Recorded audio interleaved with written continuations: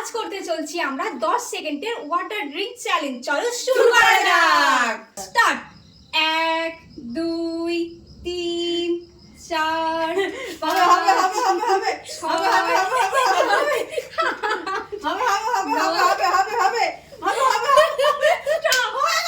Start. 1 2 3 4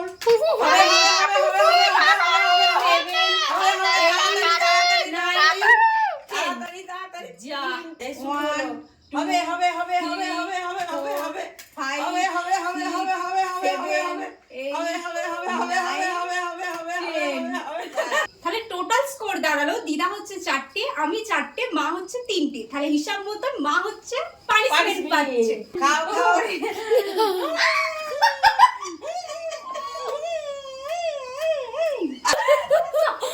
সব খেয়ে নিয়েছে।